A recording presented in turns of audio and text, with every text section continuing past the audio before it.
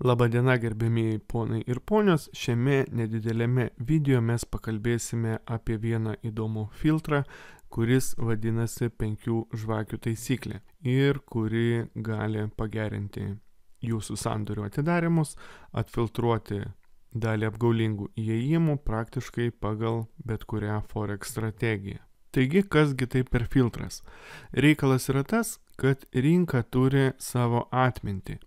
Ir jeigu signalas, sakykime, pagal bet kurią strategiją atsirado ką tik, tai toks signalas turės žymiai didesnę jėgą nei signalas, kuris buvo kažkada ten senai.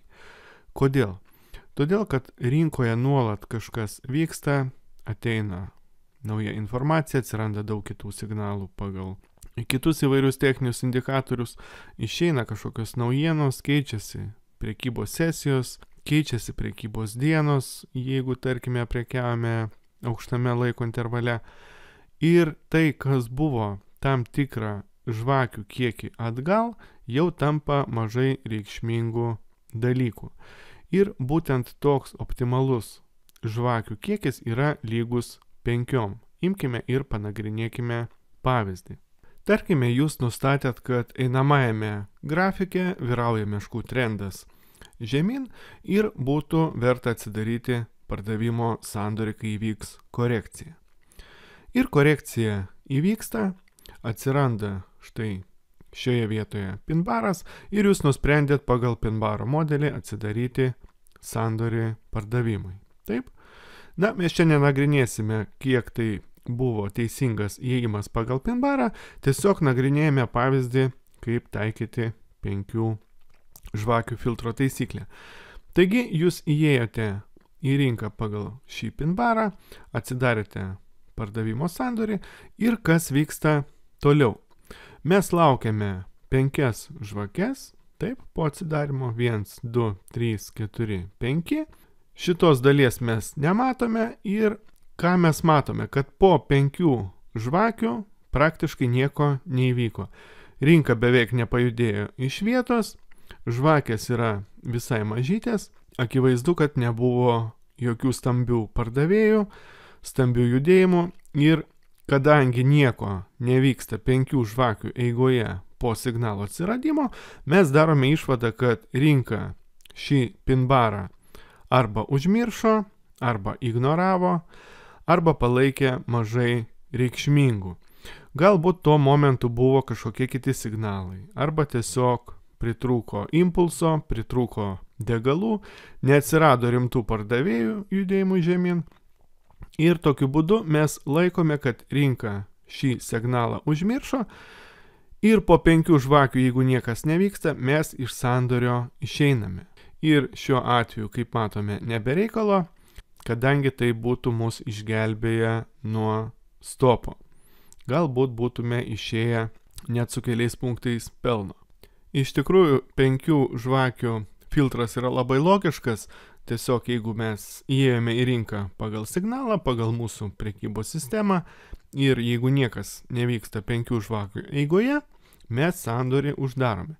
Tik dėmesio momentas, ne rinka eina į priešingą pusę prieš mūsų sandorį. Tarkime, jeigu mes įėjome kažkur štai šioje vietoje į pardavimus, taip, ir rinka pajudėjo į priešingą pusę, taip, 1 žvakė, 2, 3, 4, 5, bet stopas dar nepasiektas. Čia tokiu atveju 5 žvakių taisyklė neveikia. 5 žvakių taisyklė yra pagrįsta tuo, kad rinka apskritai nerodo jokio judėjimo, nejuda iš vietos, kaip ir ignoruoja mūsų signalą. Savaime suprantama, tai visada 100% neveiks, galės vykti judėjimas į mūsų pusę ir po 5 žvakių, taip irgi gali atsitikti. Tarkime, nors rinka užmiršo mūsų signalą, bet kažkokie kiti faktoriai sukėlė impulsą į mūsų pusę ir rinka vėliau pajudėjo. Bet bendrai, statistiškai 5 žvakių taisyklė padeda mums atsijoti dalį nuostolingų sandorių. Todėl tikrai rekomenduoju šį filtrą pasibandyti. Štai jeigu gavote signalą pagal savo strategiją ir 5 žvakių eigoje rinka stovi vietoje, taip, matosi štai toks horizontalus judėjimas, taip, tai geriausia išeiti iš sandorio su keletą punktų pelno arba nuostolio. Tai statistiškai padės išvengti didesnių nuostolių. Kokiuose laiko intervaluose galima taikyti šią taisyklę? Ją galima taikyti visuose laiko intervaluose, pradedant nuo M15 ir aukščiau.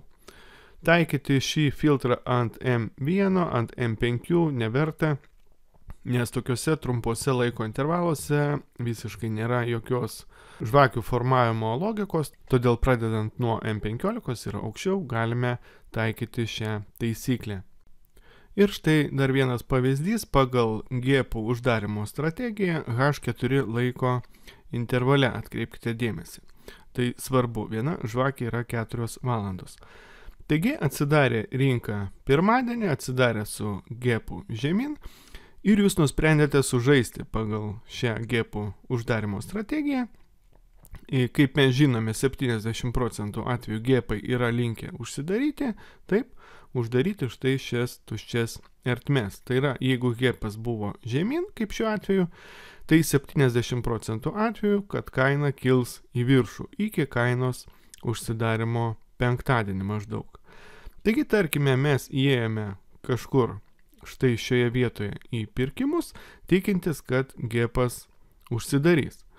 Ir po pirmosios signalinės žvakės 1, 2, 3, 4, 5 mes matome, kad rinka praktiškai stovi vietoje.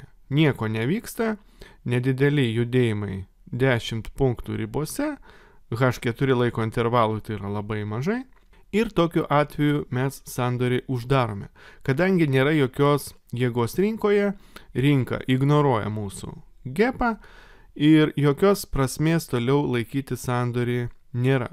Ir kaip mes matome vėliau, šis gėpas taip ir nebuvo uždarytas ir kaina nubėgo daug žemiau. Ir rezultate būtume gavę stop loss.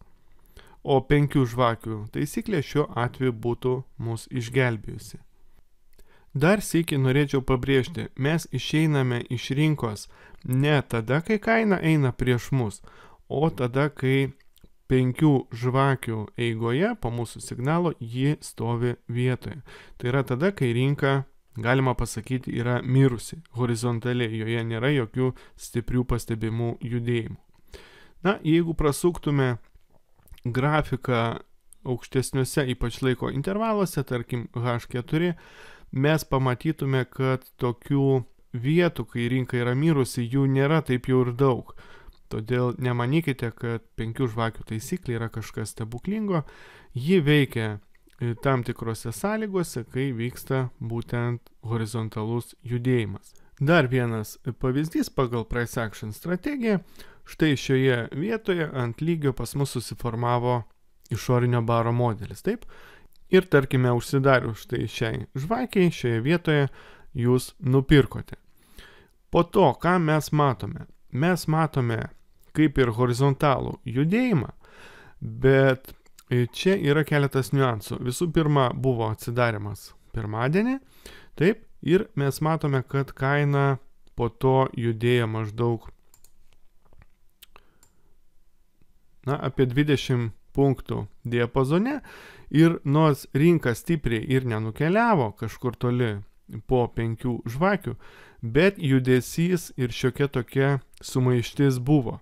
Todėl tokiais momentais reikia būti atsargiems. Mes ieškome būtent horizontalaus judėjimo 5 žvakių eigoje, kur mažai kas vyksta. Štai jeigu nebūtų buvus štai šios juodos žvakės, aiškiai matomos, mes galėtume spręsti, kad rinkoje nieko nevyksta. Bet šiuo atveju galima sakyti, ši žvakė mums viską sugadino.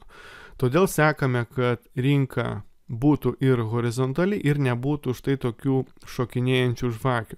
Nes kitu atveju gali būti taip, kad rinka kaip ir stovi vietoje, kaina ta pati, bet formuojamos didelės žvakės, 30-50 punktų dydžio, ir kurios šokinėdamos formuoja tokį zigzago formos judėjimą, kuris savaime aišku mums netinka. Na ir paskutinis pavyzdys, tarkime, jūs įėjote štai šioje vietoje į pirkimus, taip, 1, 2, 3, 4, 5, 5 žvakės praėjo, rinka, matome, stovi vietoje, žvakės yra mažytės, atitinkamai mes sandorį uždarome ir iš pirkimų išeiname. Ir čia matome, rinka apsisuko į priešingą pusę. Ir tai būtų mums leidę išvengti stopo. Kągi, manau, dabar jums tapo aišku, kaip naudoti 5 žvakių filtrą, viskas yra labai paprasta. Jeigu po signalo pagal jūsų strategiją rinka stovi vietoje 5 žvakės, rinka horizontali, niekur nejuda, signalas niekaip neatidirba, tai greičiausiai, kad rinka apie šį signalą arba užmiršo, arba jį ignoravo. Na ir taikant šį filtrą geriausia yra išeiti iš sandorio su nedideliu nuostoliu arba keliais punktais pelno. Tai turėtų bendrai pagerinti jūsų strategijos statistiką. Savaime suprantama, reikia viską patestuoti būtent su jūsų strategija, kaip veiks šis filtras būtent jums. O tam kartui tiek, aš dėkoju už dėmesį, su jumis buvo Mykolas, specialiai puslapiui spekuliantas.com. Viso gero.